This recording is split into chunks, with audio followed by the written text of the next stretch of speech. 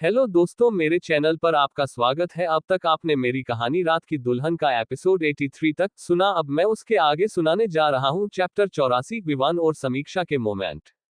समीक्षा और विवान इस वक्त कार में थे। समीक्षा अभी भी उसकी बाहों में थी और बहुत ज्यादा सुकून महसूस कर रही थी। और बात रही विवान की, तो इस दुनिया में उससे ज्यादा खुश कोई और नहीं था। वो समीक्षा से इस बारे में बात करना चाहता था। उसे सब कुछ पता लगाना था, लेकिन सब कुछ जानने के बाद ही वो इस बारे में बात करेगा। वो जान गया था कि समीक्षा को जो भी हो रहा है और जो पास्ट में हुआ था उसका कोई अंदाजा नहीं था। वो शिकार बनी थी बस उस साजिश का जो बर्बाद करने के लिए बनाई गई थी। बिना सब कुछ पता लगे वो अभी कुछ भी समीक्षा को बताना नहीं चाहता था। उसकी बाहों में समीक्षा ने अपनी नजरें ऊपर उठाए और उसके गंभीर चेहरे को देखा। ऐसा लग रहा था जैसे वो किसी गहरी सोच में डूबा हुआ है और प्रेजेंट में नहीं था। शायद वो समीक्षा के बच्चे के बारे में सोच रहा था। उसके अंदर एक अजीब सी बेचैनी की भावना उठी और उसने वापस से अपना सिर विवान के कंधे पर रख दिया। वो विवान को सच्चाई बताना चाहती थी कि उसके साथ पास्ट में क्या हुआ था। वो आज रात उसे सब कुछ बताएगी। वो अभी उसके और विवान के बीच हुए इस मोमेंट को एंजॉय करना चाहती थी। वो सोच रही थी कि पता नहीं आगे उससे ये एहसास महसूस करने का मौका मिले या नहीं। उसे उसका साथ अच्छा लगने लगा था। वो नहीं जानती थी कि ये प्यार था या कुछ और, पर वो उसके साथ सुकून महसूस कर रही थी। अचानक से जाते हुए समीक्षा को एक मॉल दिखाई दिया। वो दिवाली की सजावट की वजह से बहुत चमक रहा था। समीक्षा कंधे से हटकर आगे हो गई और सब कुछ देखने लगी। विवान ने उसकी तरफ देखा और फिर मॉल की तरफ, जहां वो देख रही थी, और उसने उसके चेहरे को देखते हुए कहा, तुम्हें जाना है यहाँ। समीक्षा ने उसकी तरफ एक्साइटमेंट से देखा और गर्दन हिला दी। कार से नीचे उतरकर विवान ने मॉल को देखा, जो बहुत बड़ा तो नहीं था, लेकिन बहुत अच्छे से सजाया गया था। समीक्षा आगे जाने लगी तो विवान ने अचानक से उसका हाथ पकड़ लिया। समीक्षा ने पीछे मुड़कर विवान को देखा। विवान ने कहा, तुम शायद भूल गई हो कि तुम प्रेग्नेंट हो। इस तरह से मत भागो। उसकी इस बात पर समीक्षा के दिल में एक गर्माहट सी महसूस हुई। उसने कुछ नहीं कहा और विवान के साथ अंदर चली गई। अंदर जाकर उन्होंने देखा कि एक बड़े से हॉल में एक कपल एक्टिविटी हो रही थी, जहां बहुत सारे कपल्स खड़े थे। समीक्षा को भी ये इंटरेस्टिंग लगा और वो जल्दी से विवान को लेकर वहां पहुंच गई। विवान को नहीं पता तारांकन था कि वहां क्या हो रहा था, पर उसे कुछ अजीब से लोग खड़े हुए दिखाई दिए जिन्होंने एक जैसे कपड़े पहने हुए थे। लेकिन फिर भी वो समीक्षा के साथ वहां आ गया। लोगों के बीच से गुजरते हुए वो मेन पॉइंट पर पहुंच गए, जहां एक छोटा सा स्टेज था और 7 कपल खड़े थे। वहां एक एक्टिविटी चल रही थी जिसमें हर कपल को एक तस्वीर दिखाई जा रही थी। फीमेल पार्टनर को उस तस्वीर को देखकर अपने पार्टनर के एक्सप्रेशन का अंदाजा लगाना था। ये बहुत ही इंटरेस्टिंग गेम था। एक एक कपल को बुलाया जा रहा था, लेकिन सारे कपल्स बाहर हो गए क्योंकि किसी ने भी सही एक्सप्रेशन नहीं पकड़ा था। होस्ट भी निराश हो रहा था। उसने भीड़ की तरफ देखा और कहा, इनमें से तो कोई सही जवाब नहीं दे पाया, लेकिन आपके पास एक मौका है। अगर आप में से कोई सही अंदाजा लगा देता है, तो हम 3 लाख रुपए का इनाम देंगे। समीक्षा ने इनाम का नाम सुना और वो एकदम एक्साइटेड हो गई। 3 लाख उसके लिए बहुत बड़ी रकम थी। तभी अचानक होस्ट की नजर एक परफेक्ट कपल पर गई। उसने पहले विवान को देखा और फिर समीक्षा को। उसे लगा जैसे ये दोनों एक दूसरे के लिए ही बने हो। उसने मुस्कुराते हुए उन दोनों की तरफ इशारा किया और पूछा, आप दोनों खेलना चाहेंगे? समीक्षा ने अपनी उंगली से अपनी ओर इशारा किया, जैसे पूछ रही हो, क्या वो हमसे कह रहा है? होस्ट ने कहा, हाँ, आप दोनों। विवान खेलना नहीं चाहता था, लेकिन समीक्षा को वो 3 लाख रुपए चाहिए थे। समीक्षा ने विवान का हाथ पकड़ लिया और कहा, चलो, विवान। विवान ने उसे देखा, जैसे पूछ रहा हो कि क्या वो सच में ये गेम खेलना चाहती थी। विवान ने अपनी आईब्रो उठाई तो समीक्षा ने जल्दी से मुस्कुराकर उसे मनाने की कोशिश की। फिर वो विवान को खींचते हुए स्टेज पर ले गई। दोनों को एक दूसरे के अपोजिट खड़ा कर दिया गया और नीचे मौजूद ऑडियंस दोनों को देखकर एक्साइटेड हो गई। वहां लड़कियां विवान को देखकर आपस में बातें करने लगी। वो बहुत ज्यादा स्मार्ट लग रहे थे। विवान ने जो बिजनेस सूट पहना हुआ उसे देखकर वो अंदाजा लगा सकते थे कि वो कोई आम इंसान नहीं था, लेकिन उसकी असली पहचान कोई नहीं जानता था। वहीं पहली तस्वीर जो उन्हें दिखाई गई उसमें कचरे का ढेर था। समीक्षा को विवान के एक्सप्रेशन का अंदाजा लगाना था। समीक्षा के चेहरे पर एक मुस्कुराहट आए और उसने जवाब दिया, कोई एक्सप्रेशन नहीं। और ये सच था, विवान के चेहरे पर कचरे को देखकर भी कोई एक्सप्रेशन नहीं था। उनके जवाब पर सबने तालियां बजाई। सबको लगा था कि विवान कुछ अजीब सा एक्सप्रेशन बनाएगा, लेकिन वो सब हैरान थे कि उसके चेहरे पर कोई एक्सप्रेशन नहीं था और समीक्षा ने उसका सही जवाब दिया था। इसके बाद उन्हें बैग दिखाया गया जो पैसों से भरा हुआ था। समीक्षा ने तुरंत जवाब दिया, ऐसे एक्सप्रेशन जैसे कि उसके लिए पैसे कुछ नहीं है, लापरवाही भरे एक्सप्रेशन। होस्ट ने जोर से आवाज लगाई, सही जवाब, और सब तालियां बजाने लगे। आखिरी तस्वीर जो दिखाई गई वो एक हंसते हुए बच्चे की थी। विवान के चेहरे पर हल्की सी मुस्कुराहट आ गई, भले ही वो जोर से हंस नहीं रहा था, लेकिन उसके चेहरे पर एक मुस्कान थी जिसे देखकर वहां नीचे खड़ी लड़कियां पागल ही हो गई थी। वहीं जब समीक्षा ने उस फोटो को देखा तो उसका चेहरा गंभीर हो गया। पता नहीं क्यों, लेकिन उसने जवाब दिया, सैड फेस। होस्ट ने अपनी मुट्ठी, जो उनकी जीत को सेलिब्रेट करने के लिए उठाई थी, एकदम से नीचे आ गई और उसने अपना मुंह बनाते हुए कहा, नहीं, गलत जवाब। आपको क्यों लगता है कि आपके सोलमेट ने सैड फेस बनाया होगा? क्या उन्हें बच्चे पसंद नहीं है?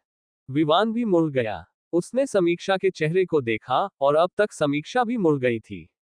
उसने भी विवान के चेहरे को देखा और एकदम से चारों तरफ विवान का वो खुश चेहरा बड़ी स्क्रीन पर दिखाए जाने लगा। समीक्षा पर उसका चेहरा देखकर वो एकदम से हैरान रह गई। इससे पहले कि उन दोनों में से कोई कुछ बोलता, होस्ट ने कहा, आप एक नंबर से चूक गए, लेकिन आपकी बॉन्डिंग बहुत अच्छी थी। सच में आपके साथ खेलकर मजा आया। समीक्षा का मूड थोड़ा खराब था, लेकिन विवान ने उसका हाथ पकड़ लिया और कहा, चलो। वो दोनों स्टेज से नीचे आ गए। अभी भी सबकी नजरें उन पर ही थीं, और उन्होंने सबका दिल जीत लिया था। भीड़ से बाहर निकलते ही विवान ने सभी से पूछा, क्या तुम्हें और कहीं भी जाना है? समीक्षा का मूड इस वक्त ऑफ था, क्योंकि उसने गलत जवाब दे दिया था। उसने नामे गर्दन हिलाई, तो विवान उसे लेकर बाहर आ गया। बाहर आकर विवान ने उसे कार में बैठाया, और जब वे घर पहुंचने वाले थे, तो विवान ने उसके चेहरे को देखा। वो बाहर की तरफ देख रही थी और कुछ सोच रही थी। विवान ने कहा, क्या हुआ? दुख हो रहा है कि तुम पैसे नहीं जीत पाए। चिंता मत करो, तुम्हारे हस्बैंड के पास बहुत पैसे हैं। तुम मुझसे ले सकती हो। उसकी बात सुनकर समीक्षा को एकदम से हंसी आ गई और उसने विवान की तरफ देखा। वो बोली, हो, मुझे 10 करोड़ चाहिए। विवान बोला, ठीक है, अपना अकाउंट नंबर बताओ। समीक्षा, जो एक शार्प स्टूडेंट थी, उसे अपना अकाउंट नंबर याद था। उसने एकदम से उसे बता दिया। विवान अपने फोन में कुछ करने लगा। समीक्षा ने सोचा कि वो मजाक कर रहा है, तभी उसके फोन पर अचानक से एक मैसेज आया। समीक्षा ने उसे देख लिया, और जब उसने 10 करोड़ क्रेडिट होने का मैसेज देखा, तो उसके होश उड़ गए। उसने हैरानी से विवान को देखा और बोली, तुमने सच में मेरे अकाउंट में 10 करोड़ डाल दिए? विवान ने कहा, तुम्हें क्या लगा, मैं मजाक कर रहा हूं? तारांकन। समीक्षा बोली, तुम तो सच में बहुत अमीर हो। मतलब, मैं भी अमीर बन गई। मैं करोड़पति बन गई। पर 10 करोड़ ही क्यों? तुम्हें 100 करोड़ डालने चाहिए थे। विवान ने अपना फोन फिर से देखते हुए कहा, ठीक है, मैं 100 करोड़ डाल देता हूं। लेकिन तभी समीक्षा ने उसका हाथ पकड़ लिया और बोली, नहीं नहीं, मैं तो मजाक कर रही थी। 100 करोड़ मेरे अकाउंट में हो तो मुझे रात में नींद नहीं आएगी। 10 करोड़ भी मेरे लिए बहुत हैं, इससे भी मेरी कई दिनों की नींद उड़ जाएगी। लेकिन अंदर ही अंदर वो बहुत अच्छा महसूस कर रही थी। विवान ने उसके अकाउंट में 10 करोड़ डाल दिए थे, वो भी बिना कुछ सोचे समझे, और उसे पता था कि विवान के लिए ये रकम कुछ भी नहीं थी। जैसे उसके लिए 100 रुपये हैं, वैसे ही विवान के लिए 10 करोड़ थे। समीक्षा कुछ और कहना चाहती थी, लेकिन तब तक वेंटिलिया पहुंच चुके थे। विवान और समीक्षा कार से नीचे उतर गए। विवान उससे बोला, अभी मुझे कुछ जरूरी काम है तारांकन। तुम अंदर जाओ। ये कहकर उसने उसके माथे पर एक किस कर दिया। समीक्षा थोड़ी हैरान थी कि विवान कुछ बदला बदला लग रहा था, लेकिन जो भी था उसे बहुत अच्छा लग रहा था। वो बस उसे देखती रही, लेकिन कुछ कहा नहीं। जब तक विवान वहां से चला नहीं गया, वो वहीं खड़ी रही। वहीं विवान जब ऑफिस पहुंचा तो उसने लैपटॉप ऑन किया और फिर से वो वीडियो देखी जो उसने पिछले दिनों में देखी थी। उसके बाद जब उसने उसे पूरा देख लिया तो अपना लैपटॉप बंद किया, तभी अमन की कॉल आ गई। कॉल पर अमन ने कहा, विवान यार, कितने दिन हो गए हम सबको मिले हुए। क्यों ना आज अपनी पुरानी जगह पर मिले?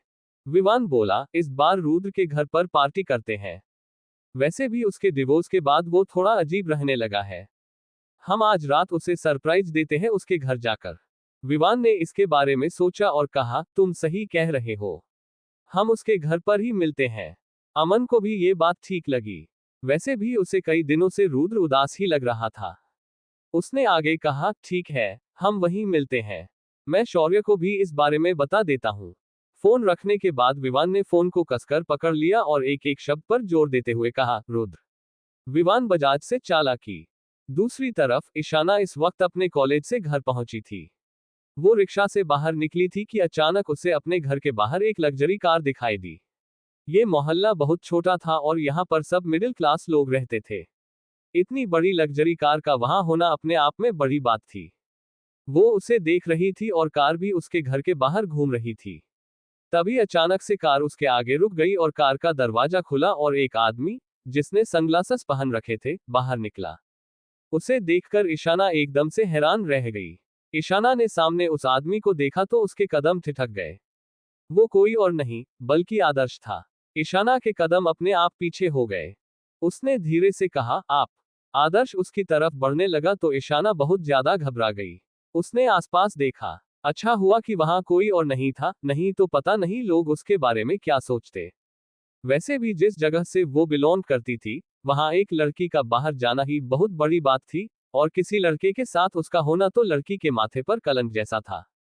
ईशाना ने परेशान होते हुए कहा, आप कौन है? आप यहाँ क्या कर रहे हैं? मैं आपको जानती नहीं। आदर्श के चेहरे पर हल्की मुस्कान आ गई। उसने कहा, सच में मुझे नहीं जानती? तो फिर मुझे कूड़े के ढेर पर फेंकने में तुम्हारा कोई हाथ नहीं है। ईशाना को समझ आ गया था कि वो इसलिए ही वहां आया था, लेकिन वो उसे सब सच नहीं बता सकती थी, इसलिए उसने कहा, क्या? कौन सा कूड़े का ढेर? मुझे कुछ समझ में नहीं आ रहा। उसके चेहरे को देखते हुए आदर्श के चेहरे पर एक शातिर मुस्कान आ गई। जैसे जैसे वो ईशाना के करीब जा रहा था, ईशाना का डर बढ़ता जा रहा था। इससे पहले कि वो कुछ कहती या करती, उसका फोन बज उठा। उसने फोन निकाला और सामने वाले की बात सुनकर कहा, ओके, ठीक है। इसके बाद उसने सामने खड़ी ईशाना की तरफ देखा, जो पूरी तरह से चिकनी हो गई थी। वहां से जाने से पहले उसने कहा, मैं जा रहा हूं लेकिन वापस जरूर आऊंगा। तुमने मेरे साथ जो किया है, मैं उसका बदला जरूर लूंगा। मैं हमेशा हिसाब बराबर करके रहता हूँ। ईशाना ने उसे जाते हुए देखकर राहत की सांस ली और मन ही मन कहा, बैंक गॉड, ये चला गया। लेकिन ये क्या करने वाला था, कहीं ये मुझे मार तो नहीं देगा। अब मुझे इससे बच के रहना पड़ेगा। ये तो मेरे पीछे हाथ धोकर पड़ गया है। वहीं रात के समय रुद्र अपने मिनी बार में बैठकर शराब पी रहा था और उसके हाथ में एक फोन था, जिसमें वो और पूजा की शादी से पहले की फोटोज देख रहा था। उसने एक लंबी सांस ली और उसके बाद बोतल जमीन पर पटक दी। उसकी आंखों से आंसू निकलने लगे थे। तभी उसे घर की घंटी की आवाज सुनाई दी। पहले उसने ध्यान नहीं दिया और दूसरी बोतल उठाने लगा, लेकिन अचानक दरवाजे की आवाज से उसका ध्यान भंग हुआ। वो चिल्लाते हुए बोला, दरवाजा खोलो। नौकर ने जल्दी से दरवाजा खोला और सामने रुद्र के दोस्तों को देखा। नौकर बोला, आप सब? सर अभी मिनी बार में बैठे हुए हैं। रुद्र, विवान और अमन तीनों बार के अंदर आ गए। अमन ने रुद्र को देखकर कहा, हमारे आने से पहले ही पीना शुरू कर दिया। रुद्र उन्हें वहां देखकर हैरान था, फिर उन्होंने अपने कदम रुद्र की तरफ बढ़ाए। जब उनकी नजर टूटी हुई बोतलों और बिखरे हुए कांच के टुकड़ों पर पड़ी तो वो भी हैरान रह गए। वहीं रुद्र उन्हें वहां देखकर खुश नहीं लग रहा था। उसने कहा, तुम तीनों यहाँ। उनकी नजर फिर से टूटे हुए बोतलों से होते हुए रुद्र पर गई, और वे साइड से होकर रुद्र के पास पहुंच गए। शौर्य ने जल्दी से एक नौकर को बुलाकर सब कुछ साफ करने के लिए कहा। नौकर जल्दी से आया और अपना काम शुरू कर दिया। वहीं अमन ने रुद्र के कंधे पर हाथ रखते हुए कहा, हमने सोचा कि आज तुम्हें सरप्राइज दें, लेकिन यहाँ आकर देखा कि तुम्हारी हालत कुछ ठीक नहीं है। क्या सब कुछ ठीक है? वो सभी जानते थे कि उसकी परेशानी का कारण उसका तलाक था। वो अपनी पत्नी से प्यार करता था, इसलिए तलाक उसके लिए आसान नहीं था, लेकिन वे सामने से इस बारे में बात नहीं करना चाहते थे। रुद्र ने उनकी ओर देखकर हल्की मुस्कान दी। वहीं इस वक्त विवान बिल्कुल शांत दिखाई दे रहा था। उसने एक भी शब्द अपने मुंह से नहीं कहा, ऐसा लग रहा था जैसे उसकी आंखें किसी को ढूंढ रही थी। अमन ने सबके लिए एक और पैक बनाया और उन दोनों को भी दे दिया। विवान ने गिलास को हवा में उठाया, एक घूंट पिया और फिर वापस रख दिया। अचानक रुद्र ने कहा, सब कुछ खत्म हो गया है। अब कुछ भी नहीं बचा। अब मेरे बेटे का क्या होगा? ये सब मेरे साथ इसलिए हो रहा है क्योंकि मैंने गलत किया है। अमन और शौर्य, जिन्होंने दूसरी बोतल उठाई थी, ने उसकी तरफ देखा। वहीं विवान बस उसकी बातें सुन रहा था। उसने एक बार भी उसकी तरफ नहीं देखा। अमन ने कहा, अरे यार, तुम कैसी बातें कर रहे हो? कुछ नहीं हुआ है। तलाक हुआ है, कोई जिंदगी खत्म नहीं हो रही है तुम्हारी। सब ठीक हो जाएगा। रुद्र के चेहरे पर हल्की सी मुस्कान आ गई। उसने कहा, सच में? अब कुछ भी ठीक नहीं होगा। ये कहकर उसने और शराब पी। किसी ने उसे इतना सीरियस नहीं लिया और वो भी पीने लगे। वहीं कुछ ही देर में रुद्र एकदम से बार काउंटर पर गिर गया। अमन और शौर्य की हालत भी बिगड़ने लगी थी, उन्होंने भी काफी ज्यादा पी ली थी। 1 घंटा हो गया था पीते हुए, लेकिन वे वैसे ही बैठे थे जैसे पहले बैठे हुए थे। अमन जाकर सोफे पर लेट गया और शौर्य बाहर लिविंग रूम में आकर आराम से लेट गया। जब वे तीनों किसी के घर इकट्ठे होते थे तो इसी तरह से पीकर कहीं भी सो जाते थे। वहीं विवान अपनी जगह से उठकर बाहर चला गया। विवान सीधा रुद्र के स्टडी रूम की तरफ गया, शायद उसे कुछ इन्फॉर्मेशन वहां से मिल सके। दरवाजा खोलते ही उसने देखा कि कमरा अस्त व्यस्त था, शायद इससे पहले रुद्र वहीं था। वो टेबल के पास पहुंचा, तभी उसने फोन की स्क्रीन को फ्लैश करते देखा जो टेबल पर रखा हुआ था, किसी का फोन आ रहा था। उसने वो फोन उठाया और स्पीकर ऑन कर दिया। कॉल क्यों नहीं उठा रहे हैं? मैं परेशान हो गई हूँ। इस फैमिली ने मेरा दिमाग खराब कर दिया है। उस ओर से आवाज आई। विवान ने समझ लिया कि ये देविका की आवाज है। उसने कहा, खेल खत्म। देविका ने जैसे ही विवान की आवाज सुनी, वो घबरा गई। उसने तुरंत फोन काट दिया।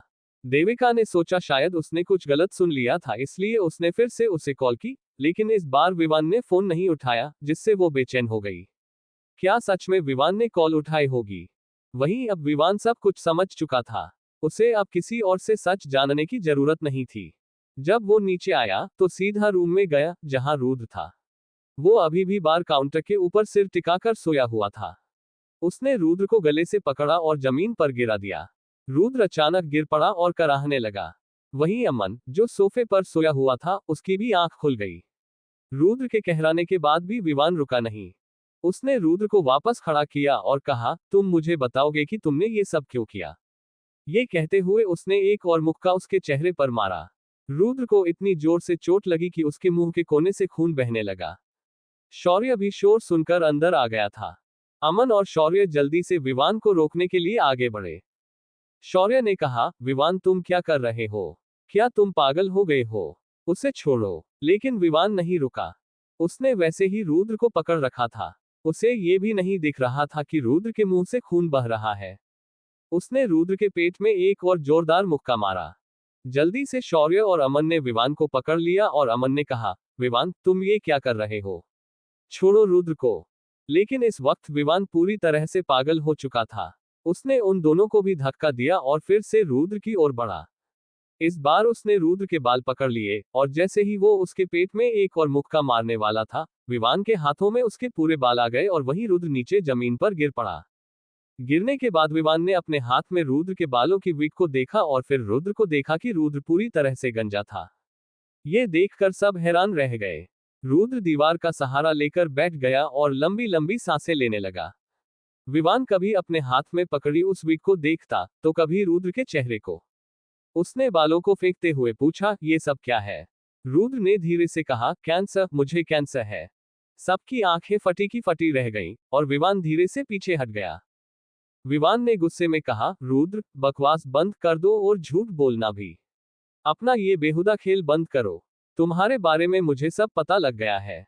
तुमने ही उस लड़की को मेरी जिंदगी में भेजा है ना? तुम्हें क्या लगा था कि मुझे पता नहीं चलेगा?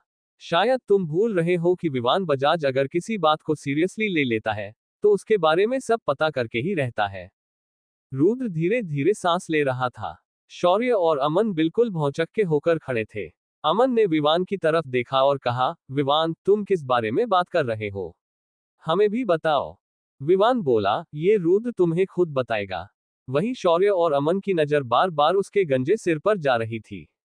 शौर्य ने गहरी सांस ली और सोचा कि क्या सच में रुद्र को कैंसर है, तो ये सोचकर उसका दिल भारी हो गया। वो अपने दोस्त को किसी भी तकलीफ में नहीं देख सकता था, चाहे उसने कितना ही बड़ा क्राइम किया हो। शौर्य ने रुद्र के पास जाते हुए कहा, पहले यहां बैठो काउच पर। विवान ने अपनी गर्दन घुमा ली और अमन ने भी रुद्र की मदद की। उन्होंने उसे काउच पर बैठाया और खुद भी बैठ गए। शौर्य ने कहा, विवान तुम भी आओ, हम दोस्त हैं, प्लीज पहले सब कुछ क्लियर करो। मुझे यकीन है रुद्र ने कुछ भी गलत नहीं किया है। विवान तब उनकी बात सुनने के बाद भी जब वो उनके पास नहीं आया, तो शौर्य रुद्र को छोड़कर जल्दी से खड़ा हुआ और विवान को खींचते हुए काउच पर लेकर आया। विवान कुछ दूर जाकर बैठ गया। रुद्र के चेहरे का खून साफ करने के लिए अमन ने उसकी तरफ अपना रुमाल बढ़ाया और रुद्र ने पकड़ लिया। धीरे धीरे अपना खून साफ करने लगा। उसकी नजर अभी भी नीचे थी। कुछ देर बाद उसने नजरें ऊपर उठाए और विवान पर अपनी नजरें टिका दी, जो उसे ही देख रहा था। रुद्र बोला, मैं जानता था कि तुम्हें एक ना एक दिन सच का पता चल जाएगा। विवान बोला, तुमने ऐसा क्यों किया? रुद्र ने एक गहरी सांस ली, अपना चेहरा पीछे कर लिया और थोड़ी देर आंखें बंद करने के बाद दोबारा से विवान की तरफ देखा। क्योंकि मैं तुमसे नफरत करता हूं, उसने धीमी आवाज में कहा। सब लोग हैरान रह गए। किसी ने भी नहीं सोचा था कि रुद्र कभी इस तरह की बात करेगा। अमन ने हैरान होकर पूछा, रुद्र तुम कैसी बात कर रहे हो? रुद्र ने अपनी गर्दन हिलाते हुए कहा, हाँ मैं सही कह रहा हूं। तब से जब से मुझे पता चला था कि पूजा विवान को पसंद करती है। सबके मुंह खुले रह गए, जबकि विवान शांत बैठा था, बस उसकी बात सुन रहा था।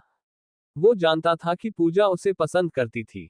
शादी के बाद भी पूजा ने विवान के अपनी फीलिंग्स के बारे में बताया था और रुद्र से उसके लिए तलाक लेने की बात भी कही थी, लेकिन विवान ने उसे मना कर दिया था। उसे वो लड़की बिल्कुल भी पसंद नहीं थी। वो तो चाहता था कि रुद्र उससे दूर हो जाए। रुद्र के साथ होते हुए भी उसकी नजर विवान पर थी, लेकिन विवान को यह अंदाजा नहीं था कि इस बात के लिए रुद्र उसके साथ ऐसा करेगा। जैसे जैसे रुद्र अपनी बात कह रहा था, उन तीनों को ऐसा लग रहा था जैसे वो किसी अनजान आदमी की बात सुन रहे हो और उनके सामने रुद्र नहीं बल्कि कोई और बैठा हुआ है। रुद्र ने दोबारा से सांस भरी और फिर विवान की तरफ देखकर कहा, मैं जानता हूं तुम्हारे लिए शॉकिंग है, लेकिन मैं अपने इमोशंस पर कंट्रोल नहीं रख पाया। मुझे पता था कि वो शादी से पहले से भी तुम्हें पसंद करती है, फिर भी पता नहीं क्या सोचकर मैंने उससे शादी की। ना तो वो शादी करने लायक लड़की थी और ना ही प्यार करने लायक। वो पहले से ही तुमसे प्यार करती थी। उसने मुझे फंसाया भी तुम्हारे लिए, ताकि मेरे करीब रहते हुए वो तुम्हारे करीब जा सके, लेकिन जब तक मुझे होश आया तब तक बहुत देर हो चुकी थी और मैं उससे बेइंतहा प्यार करने लगा था। उसके बाद जब उसने तुम्हें अप्रोच किया और तुमने मना कर दिया और उसे धमकी दी, तो वो मुझे छोड़कर चली गई। मुझे और आर्यन को। उसे एक बार आर्यन का ख्याल नहीं आया। उस वक्त वो 1 महीने का था और वो उसे छोड़कर चली गई। उसे तो ये भी नहीं पता कि माँ क्या होती है, उसका प्यार क्या होता है। वो तीनों उसकी बात बड़े ध्यान से सुन रहे थे। वो जानते थे कि रुद्र पूजा की वजह से बहुत ज्यादा परेशान था, लेकिन वो अपने अंदर इतना दर्द छुपाए बैठा था, उन्हें नहीं पता था, और इसी दर्द ने नफरत की जगह ले ली थी। विवान से वो बेइंतहा नफरत करने लगा था। उसे लगता था कि विवान की वजह से ये सब हो रहा है। शौर्य ने गहरी सांस ली और रुद्र से कहा, रुद्र, ये जानते हुए भी कि विवान का नेचर कैसा है, तुम उसके लिए ऐसा सोचते रहे। अगर कोई बात थी जो तुम्हें अच्छी नहीं लग रही थी, तो तुम सामने से बात कर सकते थे। विवान तुम्हारे बेटे को अपने बेटे जैसा मानता है। उसने हमेशा तुम्हारी मदद की है। जब तुम्हारा एक्टिंग करियर डूबने वाला था, जब तुम पूजा की वजह से पूरी तरह से नशे में चले गए थे, विवान ही था जो तुम्हें बाहर लेकर आया। क्या तुम भूल गए? वही था जो हर वक्त हर जगह तुम्हारे साथ खड़ा था। अगर उसे तुम्हारे लिए थोड़ी भी नफरत होती, तो तुम आज यहाँ नहीं बैठे होते। हम तीनों में से विवान सबसे पहले तुम्हें कॉल करता है। उसे जब भी कुछ प्रॉब्लम होती है वो तुमसे डिस्कस करता है, और अगर तुम यहाँ हो और इतने फेमस हो, ये सिर्फ उसकी वजह से है। क्या तुम भूल गए? जो तुम्हारी सबसे ब्लॉकबस्टर फिल्म है, वो विवान ने ही दिलवाई थी। रुद्र की आंखें नम हो गईं, वो अब विवान से नजर नहीं मिला पा रहा था। उसने आखिर में कहा, मुझे माफ कर दो विवान। मैं शायद तुम्हारी माफी के काबिल नहीं हूं, लेकिन फिर भी चाहता हूं कि तुम मुझे माफ कर दो। मैं सिर्फ तुम्हें सबक सिखाना चाहता था।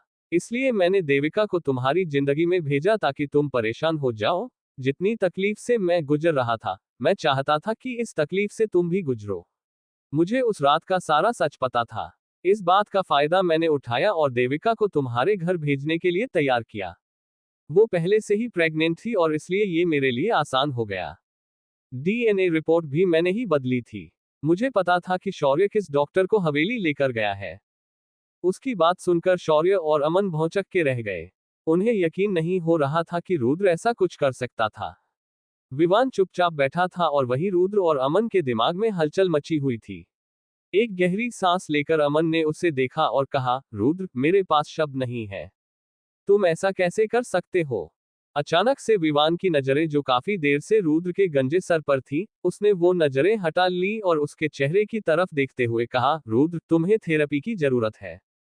रुद्र ने अब जाकर उसकी तरफ देखा और धीरे से अपनी गर्दन हिलाते हुए कहा, लेकिन मुझे 4th स्टेज कैंसर है। बहुत देर हो चुकी है, अब कुछ नहीं हो सकता। शौर्य और अमन की आंखें फिर से बाहर आ गईं। उन्हें लगा रुद्र पहले मजाक कर रहा था, लेकिन क्या सच में उसे कैंसर है? उन दोनों की आंखें भर आईं। अमन ने पूछा, कौन सा कैंसर? रुद्र ने जवाब दिया, लंग्स कैंसर। ये ऐसा कैंसर है जो सबसे खतरनाक है और इसमें सबसे ज्यादा लोग मरते हैं। शौर्य ने अपना सर पकड़ लिया। उसने बड़ी मुश्किल से खुद को रोने से रोका। ये सब क्या हो रहा था उन सब की जिंदगी में? उन चारों की एक रात में पूरी जिंदगी बदल गई थी। वही रुद्र की आंखें भी नम थीं। अमन ने कहा, मैं एक अच्छे डॉक्टर को जानता हूँ। वो तुम्हारा इलाज करेगा तो तुम जरूर ठीक हो जाओगे। ऐसा नहीं हो सकता कि किसी बीमारी का इलाज ना हो। मैं अभी कॉल करता हूँ। ये कहकर अमन अपना फोन निकालने वाला था कि रुद्र ने उसे रोका और कहा, मैंने हर एक डॉक्टर से पूछ लिया है। पूरी दुनिया में घूम आया हूँ। सब ने मना कर दिया।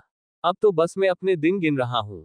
मेरी चिंता मत करो, मुझे अपनी फिक्र नहीं है, बस मुझे अपने बेटे आर्यन की फिक्र है। विवान खड़ा हुआ और रुद्र से नजर हटाते हुए बोला, उसकी चिंता मत करो, मैं उसका ख्याल रखूंगा। ये कहकर वो दबे पांव वहां से निकल गया। उसने कुछ भी नहीं कहा। जाते हुए उसे रुद्र देखता रहा और उसकी आंखों से आंसू गिरने लगे। शौर्य ने उसकी तरफ बड़ी मुश्किल से देखा और धीमी आवाज में कहा, इस वक्त जो सबसे ज्यादा टूटा हुआ है, वो विवान ही है। वो अपने एक्सप्रेशन और अपने इमोशंस बाहर नहीं ला सकता, लेकिन अंदर ही अंदर वो टूट रहा है। इस वक्त विवान का सबसे बुरा हाल है। इससे पहले कि रुद्र कुछ बोल पाता, एक नौकरानी भागते हुए आए और बोली, रुद्र सर, आर्यन बाबा। रुद्र खड़ा हो गया, क्या हुआ आर्यन को? वो जल्दी से बाहर भागते हुए गए। शौर्य और अमन भी उनके पीछे बाहर आ गए। जब उन्होंने आर्यन के कमरे में जाकर देखा तो वो रो रहा था। एक नौकरानी उसके पास खड़ी थी और उसे चुप करवाने की कोशिश कर रही थी। रुद्र जल्दी से उसके पास गया और उसके पास बैठकर बोला, क्या हुआ आर्यन? वो रो रहा था लेकिन कुछ नहीं कह रहा था। रुद्र ने उसे अपनी गोद में उठा लिया और अपने गले से लगाते हुए कहा, क्या हुआ बेटा?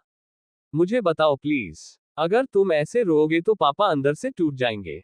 रोते हुए आर्यन ने अपना चेहरा पीछे किया और धीमे से कहा, विवान अंकल बहुत गंदे हैं। उन्होंने आपको मारा। मैंने देखा, उन्होंने आपको मारा था। आपको खून भी निकल रहा है। वो बहुत गंदे हैं। रुद्र ने कहा, नहीं बेटा, ऐसा नहीं है। वो तो बस। आर्यन ने तुरंत बीच में कहा, नहीं, वो बहुत गंदे हैं। वो चिल्लाने लगा था। रुद्र ने उसे कसकर गले लगाया और बोला, नहीं बेटा, तुम पूरी बात नहीं जानते। लेकिन आर्यन मानने को तैयार नहीं था।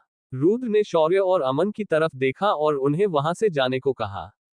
शौर्य और अमन ने भी उनके बीच रहना ठीक नहीं समझा और वो जल्दी से बाहर आ गए। विवान वापस वेंटिलिया पहुंचा। उसे बस समीक्षा को देखना था। तभी उसके अंदर जो हलचल हो रही थी वो और ज्यादा बढ़ गई क्योंकि उसे समीक्षा नहीं मिली। नौकरानी जल्दी से उसके पास आए और बोली, सर, मैडम तो हवेली गई हैं। विवान की भौहें सिकुड़ गई। उसने कहा, क्या? नौकरानी बोली, वो आपके आने से 2 घंटा पहले ही चली गई थी। दरअसल वो प्रेग्नेंट है ना, तो दादी ने उन्हें कोई रस्म करने के लिए बुलाया है। आपकी कोई पुश्तैनी रस्म करनी थी। विवान भी अंदर से बेचैन हो गया। उसके परिवार वाले ऐसा कैसे कर सकते थे? उन्हें एक बार उससे पूछना चाहिए था। विवान गाड़ी लेकर ड्राइविंग सीट पर बैठा और हवेली के लिए निकल गया। लेकिन जब तक वह हवेली पहुंचता, तब तक बहुत देर हो चुकी थी।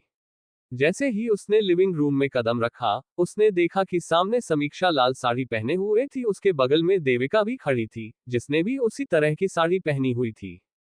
ऐसा लग रहा था जैसे रस्में खत्म हो चुकी थी।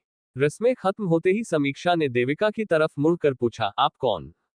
पता नहीं क्यों, उसे देविका सही नहीं लग रही थी। जब वो यहाँ आई तो उसे सबसे पहले तैयार होने के लिए कहा गया और फिर उसे रस्मों में बिठा दिया गया। उसे पूछने का मौका ही नहीं मिला कि जो उसके साथ बैठी है, वो कौन है।